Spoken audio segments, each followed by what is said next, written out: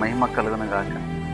ప్రార్థనా శక్తి అనే కార్యక్రమాన్ని వీక్షిస్తున్న శ్రోతలకి దేవుడు మిమ్మల్ని గొప్పగా దీవించి ఈ అంత్య దినాల్లో కావలసిన ప్రార్థన ఆత్మను మనం పొందుతున్నాం ప్రియులరా. మరి దేవుని స్తోత్రాలు. ప్రార్థన చేస్తున్న ప్రతి వారి జీవితంలో వారి యొక్క జీవితము ఎలా ఉండాలని ఇక్కడ దేవుని వాక్యం అంటున్నది. మత్తయి సువార్త 5:8 మనం చూసినట్లయితే, హృదయ శుద్ధి గల వారు ధన్యులు, వారు దేవుని చూచెదరు అని రాయబడుతున్నారు. ప్రార్థన చేసే వారి యొక్క జీవితము ఎలా ఉండాలి అంటే పరిశుద్ధంగా ఉండాలి.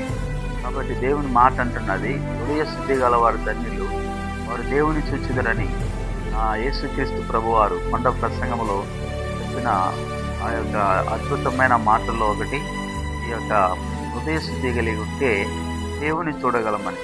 కాబట్టి ప్రార్థన జీవితం గలవారు దేవుని యొక్క మన ప్రార్థన దేవుడు ఆలకించాలంటే మనము హృదయం పరిశుద్ధంగా ఉంటున్నది. రెండవదిగా మనం చూసినట్లయితే, వ్యర్థమైన దాని యందు మనసు పెట్టక కపటముగా ప్రమాణం చేయక నిర్దోషమైన చేతులు శుద్ధమైన హృదయం ఉండాలి అని కీర్తన 24:4 రాయబడి ఉంటున్నది. కాబట్టి నిర్దోషమైన చేతులు, శుద్ధమైన హృదయం మనకు కావాలి మన ప్రార్థనా జీవితంలో. మరి తర్వాత మనం చూస్తే, అందరితో సమాధానము పరిశుద్ధత కలిగి ఉండుటకు ప్రయత్నించడి, పరిశుద్ధత లేకుండా ఎవడు దేవుని చూడలేడు. ఫిబ్రవరి 12:14 రాయబడి. కాబట్టి ప్రియులారా, మన జీవితంలో ప్రార్థన జీవితం కలిగి ఉండాలంటే హృదయం శుద్ధి కలిగి ఉండాలి. రెండవదిగా, వ్యర్థమైన దాని మీద మనసు పెట్టుకోకూడదు. మూడవదిగా చూసినట్లయితే, పరిశుద్ధత కలిగి మరి అందరితో సమాధానంగా ఉండాలి.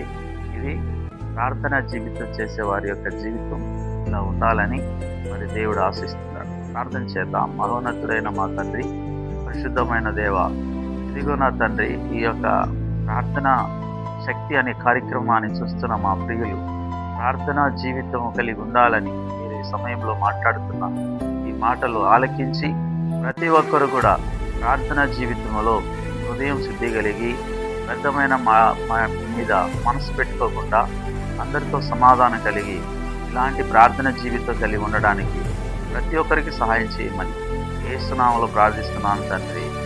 ఆమేన్.